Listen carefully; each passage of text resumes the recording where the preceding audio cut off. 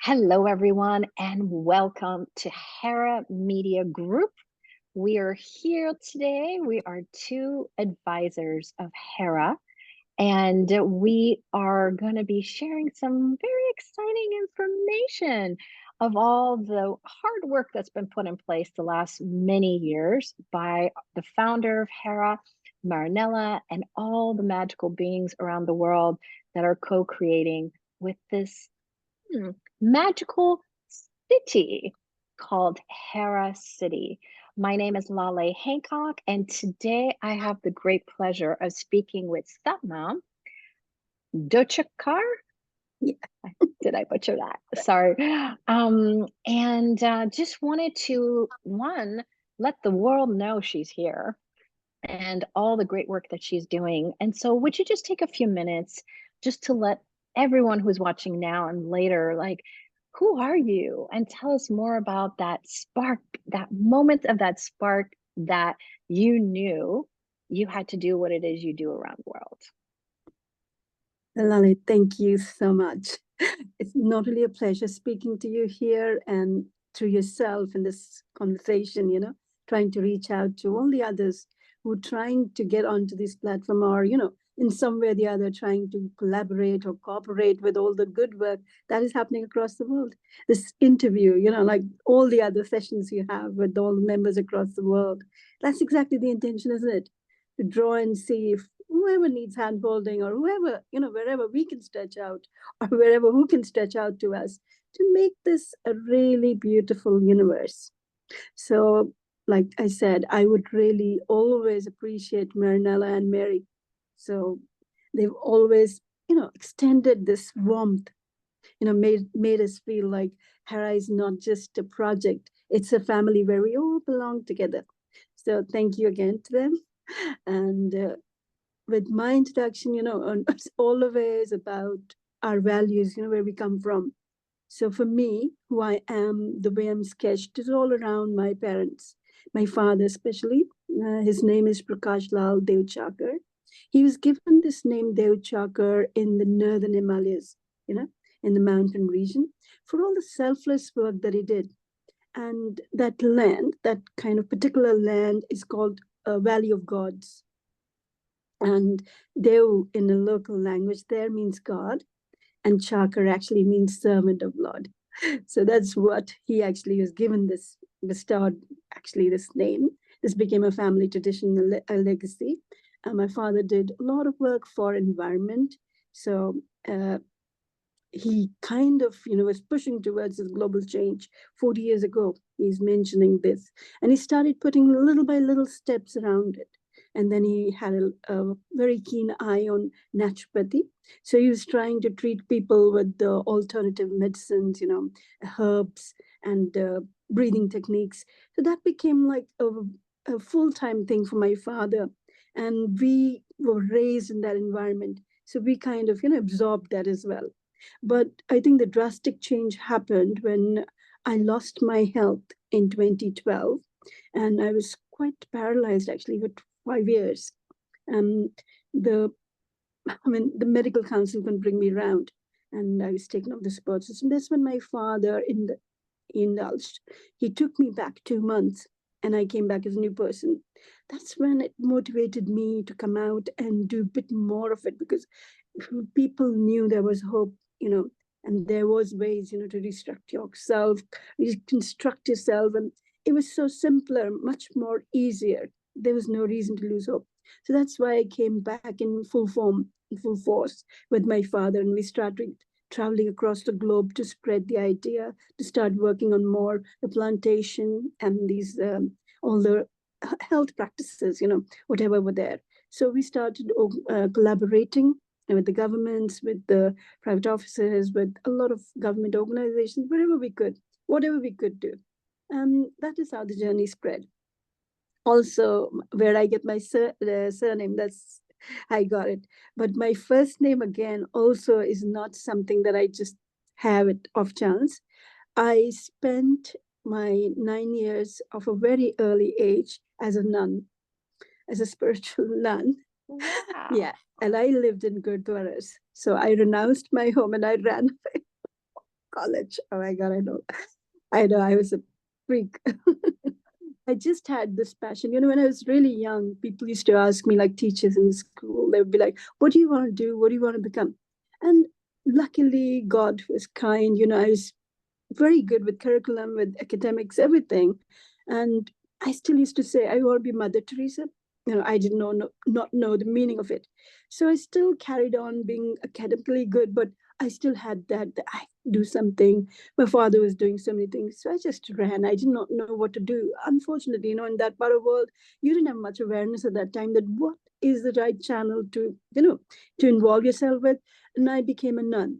So I was serving and I lost my health because I was quite laborious, working like 20 hours a day, not sleeping, not eating much. 9 years of like really laborious work.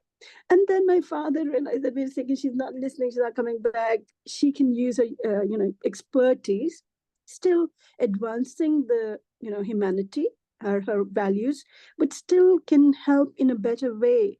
Because maybe just laboriously working, she cannot achieve what she wants to. She might not get that result. But if she could utilize her acumen in some other way form, she might be more productive. So when I lost my health again, they rescue me each time I made mistakes. Family, that's what they are. So again, rescued me back, my health. I got married. So this is where the saint, when I was there, they named me as Satnam. So Satnam actually means true name of Lord. So my entire name has a beautiful meaning. Like I said to you, I was quite surprised when I Googled it. There was only one person that was myself under that full name. So but like you said, it's not for the name, it is what it stands for. And I realized since I actually took that name on, it kind of was, it was rubbing on my personality and it was shaping me more. And I thought maybe that's a good thing, because you want to be dedicated towards humanity. And every minute of the day, I was thinking of, okay, fine, I have to be there. Like I said, my parents, they cultivated this idea in a mind like anyone doing good is you have to be so grateful for, because it's the end of the day, it's your job. And if they're doing it, you've got to be there to support it. So that's purely a life. That is purely how it was shaped. And just on that journey, I embarked and I started working with politicians, with governments, UK, UAE, Middle East, like I said, India, Asian countries, African continents. God's been very kind. He gave me ample opportunities with organizations, top, corporates everywhere.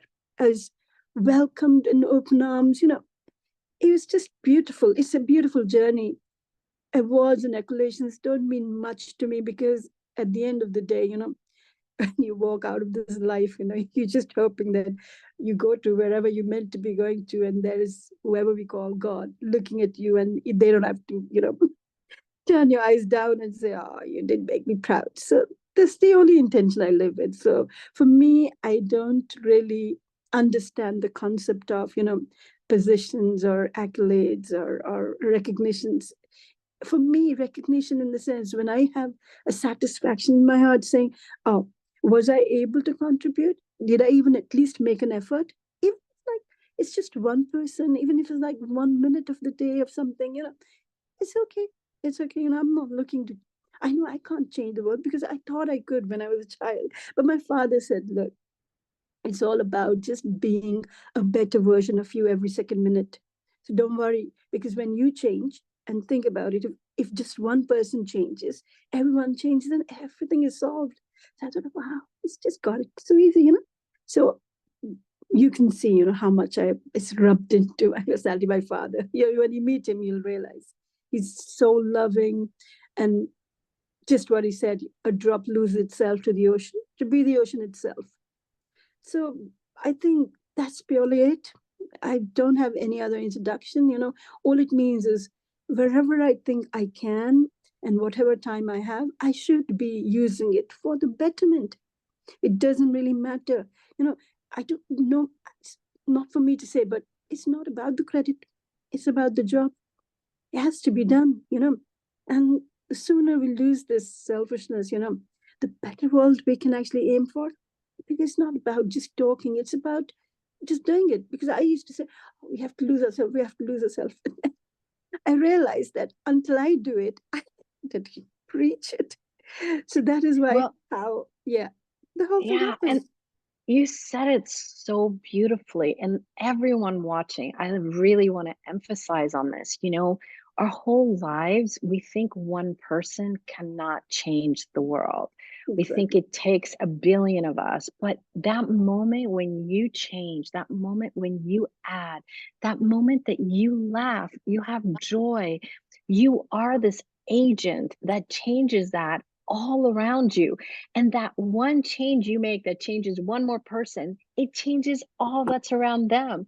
We're True. already being that Witnessing, change, yes, that that we desire. catalyst, that catalyst of change in the world. So we're already changing the world. And that's one of the reasons that, we're here. You and I are advisors for Hera. We are doing this. And one of the things I really adore from the founder, the creator of Hera, is that it was never about us doing something that we'd consider is a charity. It's not, it's about empowering people to shine and to know, hey, I can learn how to fish, but it's not a fish outside of me. What's inside me? What am I really good at? How can I put what I'm really good at to actually be here and empower others? It could be a product, it could be a service, it could be a blog, it could be you speaking here on YouTube. Like it really is that each one of us, we already start with something you True. know and with you, even as you chose the journey to be a nun, what change did you create on the planet those 9 years? But see, a lot of times we make this thing be outside of us, so it's like, okay, it becomes this sacrifice, and then your body gets affected. Wellness is number one thing in the world for me, and I know for you as well.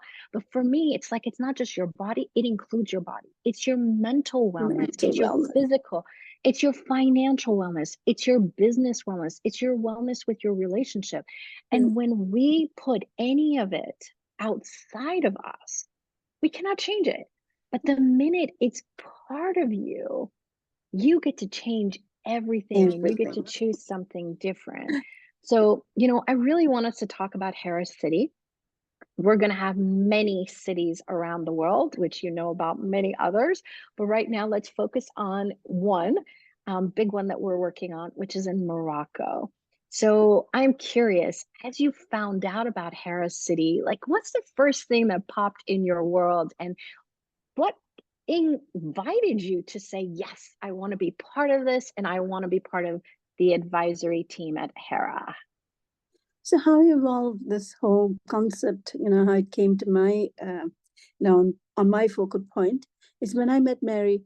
So because we were into smart cities before, I'm part of, I'm an FIP, one of the directors, owners, and also a strategic development head.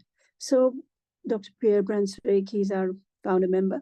And we were doing these smart cities and we were working on these medical cities. And when I met Mary, we connected on that way. We were talking about the cities.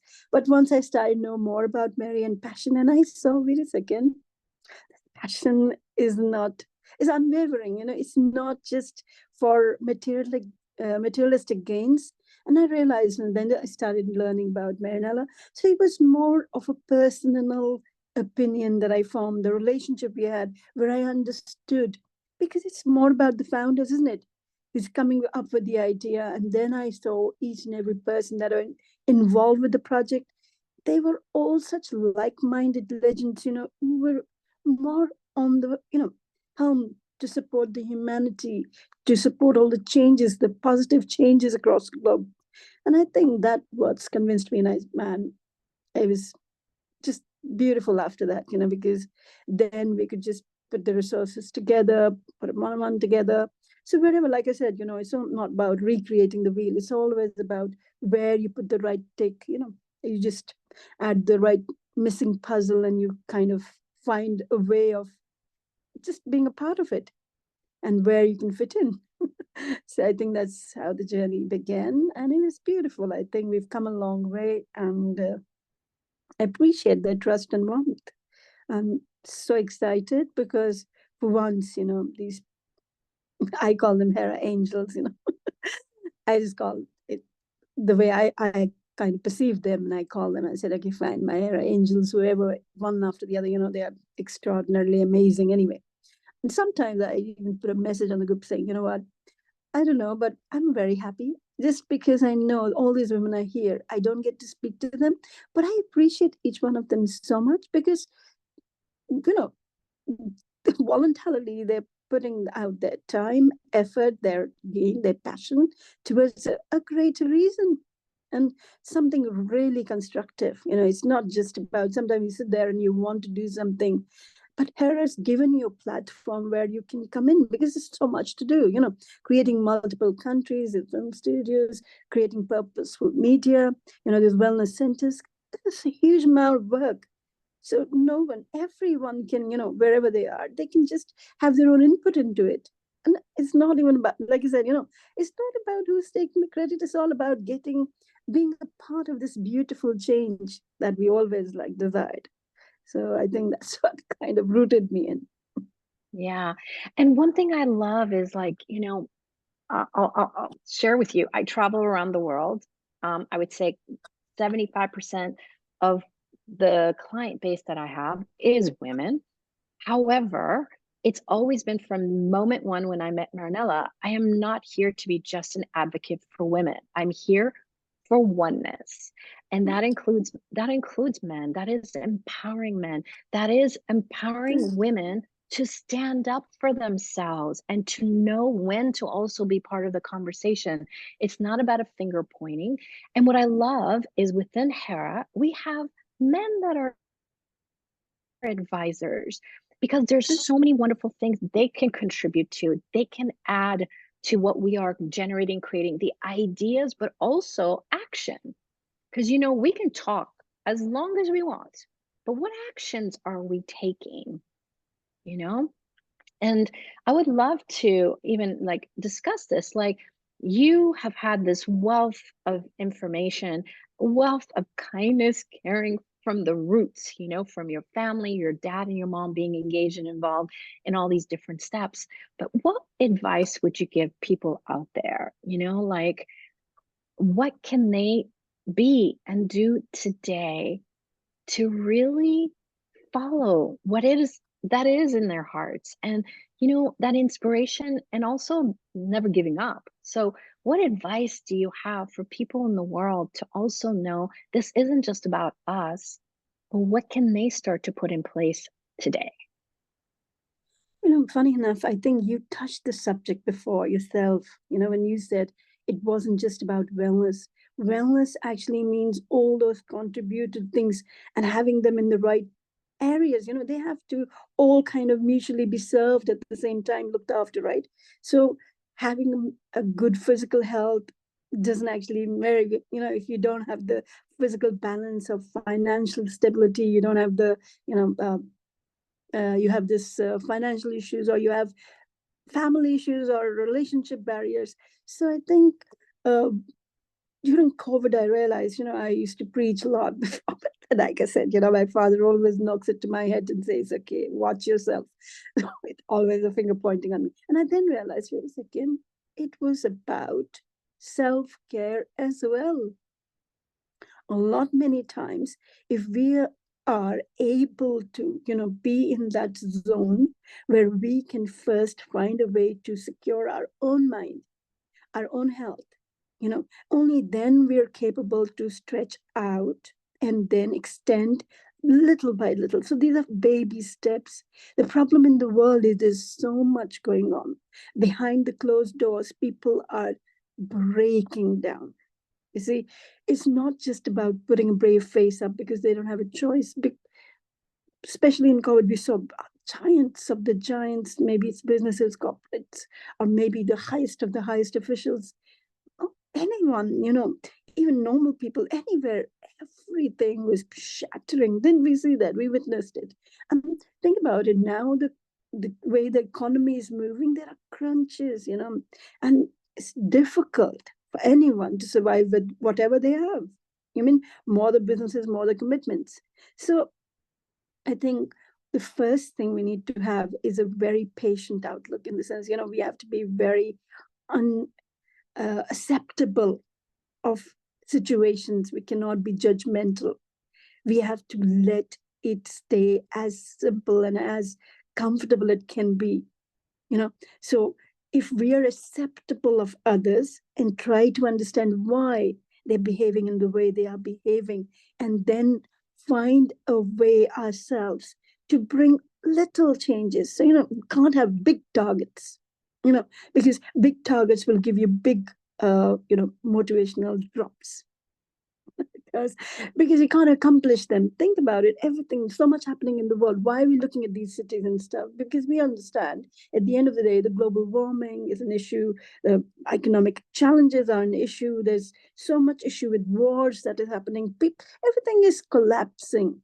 But sensible people have to come out and start to build themselves up to be capable of holding the fort for others. So I think it's all very little changes, but when you think about it, every drop, like I said, it's equating to the ocean. So it's all about that we have to just find a little of the little ways, like sometimes I'm at home and like I had an accident, I couldn't come out. And I was like, oh, wait a second, I really wanted to be going out and doing something good for the world. What do I do now? And then I realized sometimes people used to ask me, we're looking for these job openings, because I've worked with many good organizations like United Nations, many times. And I thought, okay, fine. Maybe I can't do anything else at the moment. I can't physically go and help out. Let me just post these openings for them. At least someone could benefit from somewhere. So it's always about understanding what is it that can contribute a little bit towards anyone. So it doesn't have to be always a physical involvement. It doesn't have to be always a monetary involvement. Sometimes even paying attention to someone when they're breaking down and just being a little more receptive, is might just do a trick, because you never know who's in what frame of mind and where they would have ended up. And just seeing that beautiful smile like you have, on your face, and being so welcoming, you don't know what changes their mind. You know what I mean? So these things are also very important in the long run, when we start of like building mountains and all these, fancies and everything. But it's all about this little drops that we have to be careful about. I think that's what I feel. I love that. I use the drop in the ocean analogy all the time, but I also want to remind people, remember, you are a drop, but you are the oneness of that ocean. And sometimes the ocean goes right, sometimes it goes left, sometimes it goes forward, sometimes it goes a different direction. So what if it's not that anything you're choosing is wrong or you're bad or anything else? That self-judgment is one of the things that really affects our physical health, mental health, our finances, and everything else. Stop the self-judgment immediately and make your choice be good for 10 seconds. You can't be wrong if it's only good for 10 seconds. Okay, you went down this road, didn't really benefit you. True, start So again. now stop where you are, be grateful. Gratitude is one of the greatest gifts each of us has, and it costs nothing. And then don't give up dreaming. Think of big things and allow them to be there. And what action can you take every day to reach that and exceed it? Because it's not just about reaching it. Keep creating bigger ones beyond it, But what I love about what you were saying is, each of us is also here as a contribution. And that contribution, I think a lot about the lies that it's all about, victimhood, about money and things of that sort. Money is part of the fuel of our living, but money is not greater than us. True. No matter what's going on financially for people out in the world, because I'm hearing it a lot right now, but you are bigger than that financial situation. So what action can you take today that will change this? That you try something different. Go left instead of going right. Go forward instead of going back, whatever. That moment we're willing to actually choose something different is when we're going to have access to information and awareness that we weren't even thinking because we were so focused in that one direction. We weren't seeing the oneness, the beauty, and the gift of our magical universe. So I really invite you guys, the gift of Hera and Hera cities is to empower people to be the greatness of themselves.